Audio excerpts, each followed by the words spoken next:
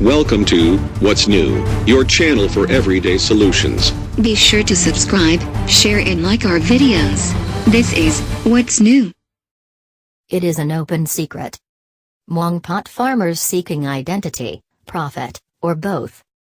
An officer with the Siskiyou County Sheriff's Department removes plants from a marijuana farm last month near Dorris, California. County supervisors banned outdoor cultivation after one growing season in 2015. Last summer, Siskiyou County Sheriff John Lopey concluded that fining pot growers was useless. Officials teamed up to raid the fields. By Paige St. The narcotics officer stood on a windswept ridge near the Oregon border and surveyed the fields cut into the hills below, a landscape resembling a lost piece of wine country. The terraces of Siskiyou County, however, were planted in cannabis. More than 1,500 Hmong farmers in the last 2 years have poured into this remote county, so vast it encompasses 2 western mountain ranges. By the second growing season in 2016, satellite images showed nearly 1,000 parcels laden with dark green crops. Depending on whose yield estimates and black market prices you rely on, the Hmong's Siskiyou crop had a value as high as $1 billion. Where it was bound for, the growers would not say. Miang Lee, a businessman whose name surfaces in every facet of the Siskiyou marijuana story, said with a deadpan delivery that his clansmen came here for the feng shui of the mountains. He pointed out that most of the landholders are elderly, former factory workers and mechanics from Wisconsin. Old aunts and uncles. The abundant crop is grown for personal use, Lee said. For poultices and shower rinses. For broth and tea. County officials don't buy it. They say that Siskiyou is being forced into the nation's $49 billion black market for marijuana, sparking a modern range war. So much land has changed hands so quickly in cash deals that Sheriff John Lopey is convinced he is fighting the hidden hand of organized crime. Buying up land in Mount Shasta Vista. Land speculators more than a half-century ago carved Siskiyou counties in buildable high desert and mountain slopes into half a dozen large subdivisions with vacation parcels, many of which did not sell and later wound up trading for $500 an acre on eBay. Mount Shasta Vista rose along the western edge of the valley, a floor of volcanic debris crusted by a thin growth of stunted juniper and bitterbrush. Southerly breezes catch glacier-capped Shasta to the east, and Mount Eddy on the Trinity Range to the west, squeezing through the valley in gusts that commonly reach 70 miles per hour. Satellite images in 2014 of the fallow development, with its 1,641 lots and mostly absentee owners, showed a handful of houses, some rusted junk and 2 marijuana patches. The Hmong began arriving in earnest in early 2015. A third of the Mount Shasta Vista parcels bore Hmong names by the end of 2016. They sold at 5 times their assessed value, and the subdivision's moonscape supported 508 telltale gardens of green. With them came makeshift fences, trash piles and swimming pools converted into cheap water tanks. The newcomers hauled in soil, erected drying racks from plastic pipe and slept in plywood sheds. If there was power, it came from a generator, and a portable toilet stood sentry at each gate, sometimes along with an American flag. A similar scene played out in 4 other developments throughout the county. Lee's house, unusual because it is a permanent structure, sits in the center of the 2.5-acre plots dedicated to growing marijuana. 6 cars and 3 water trucks are parked out front. The stout 43-year-old is a child of the Hmong refugee camps in Thailand.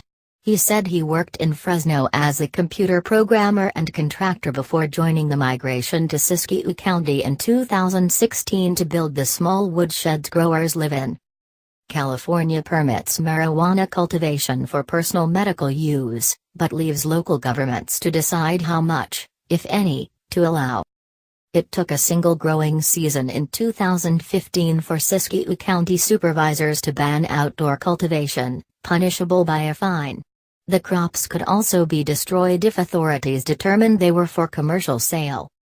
As unease with marijuana grew into complaints and then scrutiny from county supervisors, Lee organized a community collective. After the first harvest of 2015, the Hmong Council handed out frozen turkeys as a gesture of goodwill. When that didn't calm the waters, Lee retained lawyers from the legal group Pier 5, champions of controversial clients, such as the Black Panthers and San Francisco Chinatown mobsters.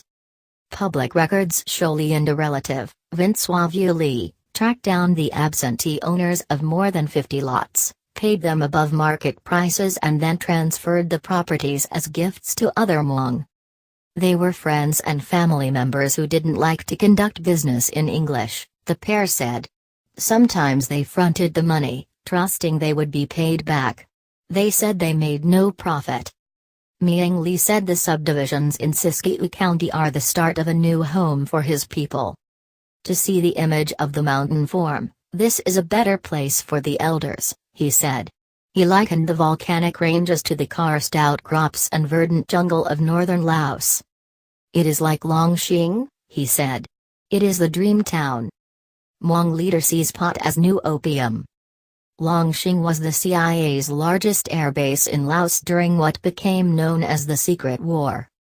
Its single runway served as a staging point for helicopter raids and Air America supply drops to Hmong Hill fighters during the Vietnam War. Wittingly or not, it also was a hub for moving the opium that Hmong highland villagers rotated through their corn crops. A city of more than 30,000 Hmong sprang up around the cloud-shrouded base, with mud streets and haphazard sheds built from flattened fuel drums. When the Americans pulled out in 1975, thousands of Hmong collaborators were slaughtered or fled to refugee camps in Thailand. Ultimately, some 300,000 found asylum in the United States, settling in close-knit enclaves largely spread among 3 states, Wisconsin, Minnesota, and California. Some Hmong community leaders are distressed to see struggling immigrants again grabbing at what seems like easy cash. Chat boards carry tales of growers earning $10,000 a month. Entire family clans are invested in the marijuana operations. Aunts, cousins and elders put their names on deeds or show up at harvest.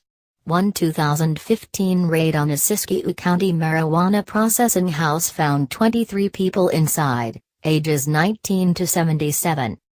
It is an open secret, said a Hmong leader in Sacramento, seeking anonymity because his past candor resulted in death threats. In his eyes, marijuana is the new opium. He also struggles with the desire to create a new Hmong enclave in the mountains, a drive he believes holds his people back from assimilating. There is a reason after 40 years we are still on welfare, he said.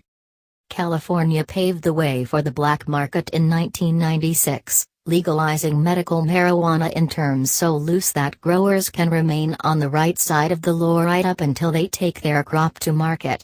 By 2010, the state grew enough cannabis that it could provide more than 3/4 of the illegal marijuana supply in the country. That's enough to make marijuana California's largest export commodity, eclipsing almonds, dairy, walnuts, wine and pistachios combined. Large trespass grows on public lands remain a law enforcement target. But a 2013 federal memo promised to ignore small-scale trade in pot legal states, and California set no limits on what constitutes personal use. The result, the ubiquitous 99 plant grow, enough marijuana to keep 420 daily smokers supplied for a year, but one plant below the threshold for a 5-year federal prison term. There are now hundreds of them in Siskiyou County. State and federal agencies would not comment on the role of the Hmong in the black market. A 2010 report by the High Intensity Drug Task Force, however, noted that Asian trafficking organizations, Hmong and Laotian specifically, dominated private property cannabis production. Farmers push back on marijuana ban.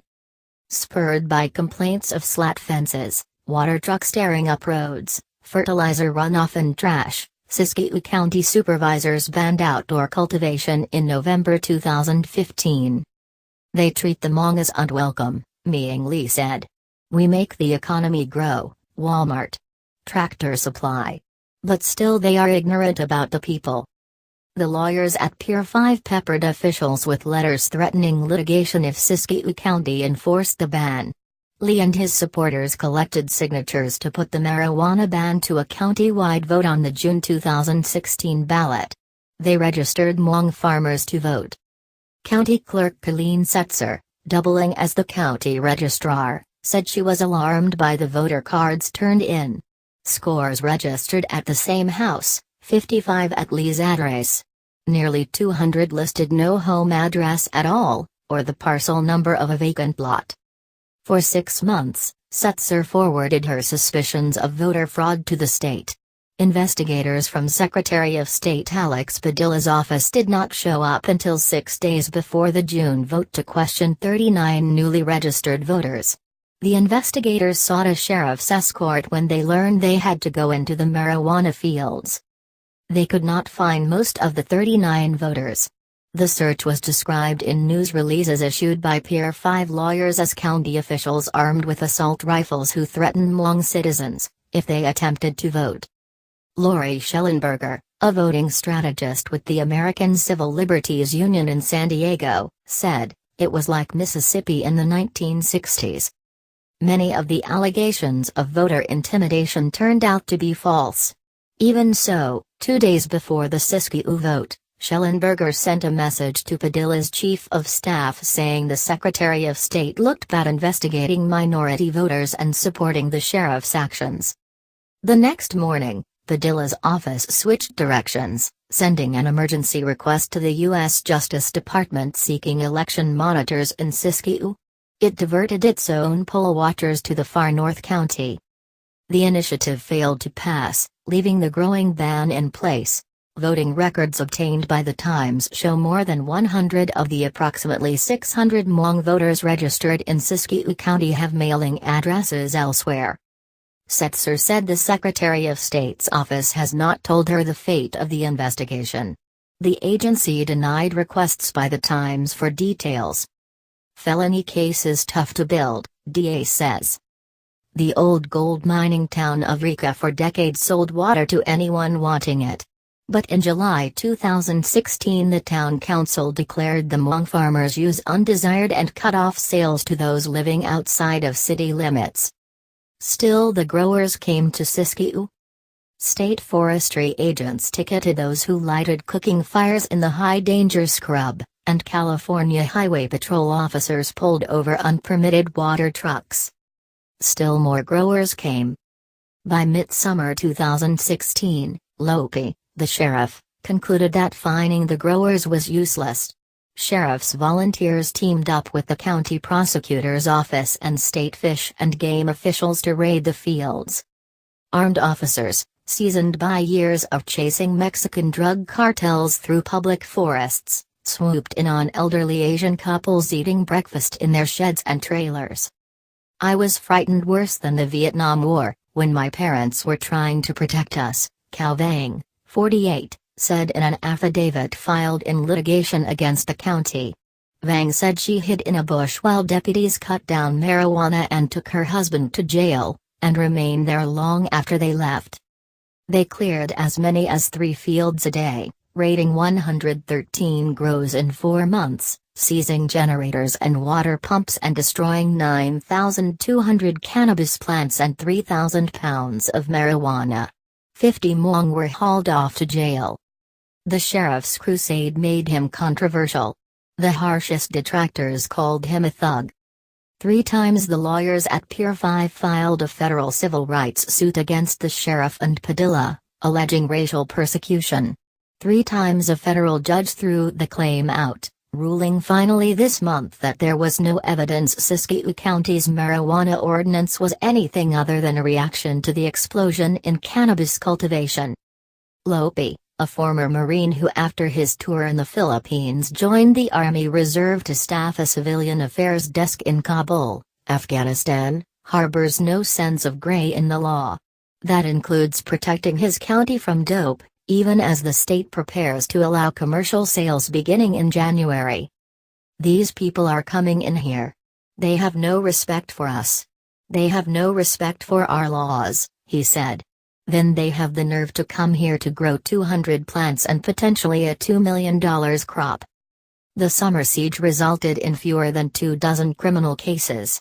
After Californians in November made illegal marijuana cultivation a misdemeanor, county judges dismissed those. Siskiyou County's district attorney said it is almost impossible to build a felony case that will stand. After 2 years of interdictions, seizures and arrests, he is no closer to figuring out the controlling forces behind the marijuana surge.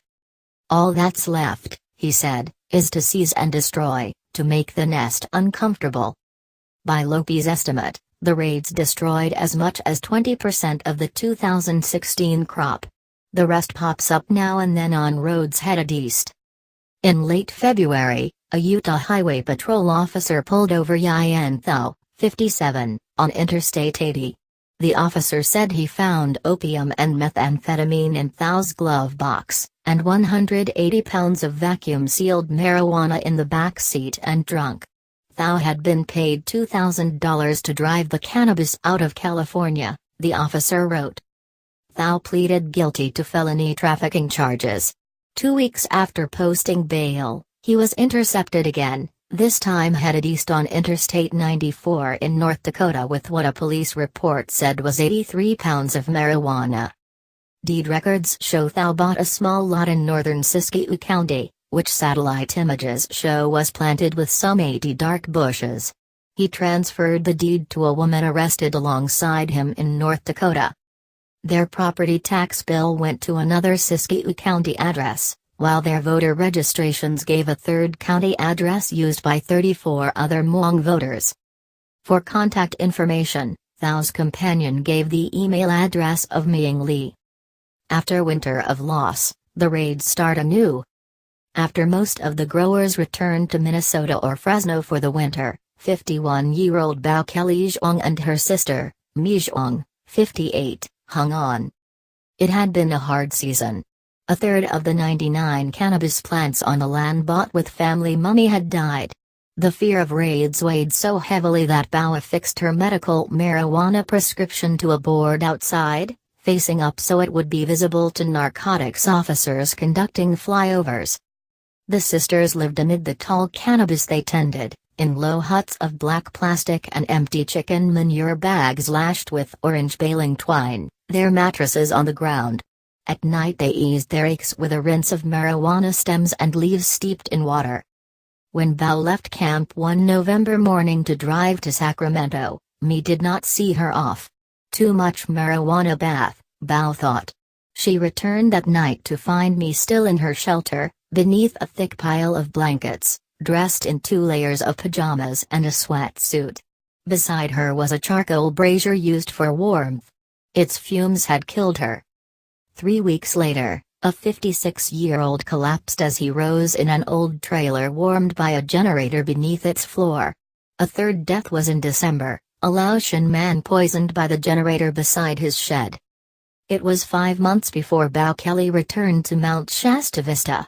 She keened as she piled Mi's mattress and a small blue suitcase into the back of a borrowed pickup for a run to the county dump. Then she stayed on for the next season. Lopey's posse came down hard after winter, raiding 52 plots in July, triple the pace of 2016. To build support for his campaign, the sheriff has given tours of the marijuana fields, taken a state senator overhead by helicopter and driven a reporter down the bumpy roads at a fast clip, pointing out the high fences and pickups with plates from Minnesota and Wisconsin. A request for emergency state aid to fight illegal marijuana growing is sitting on Governor Jerry Brown's desk. He wore a wire to record 2 growers who allegedly offered him $1 million to grant protection to their Missouri-bound crops. The pair were charged earlier this month on suspicion of bribery. This is war, the sheriff said. Welcome to What's New, your channel for everyday solutions. Be sure to subscribe, share and like our videos. This is What's New.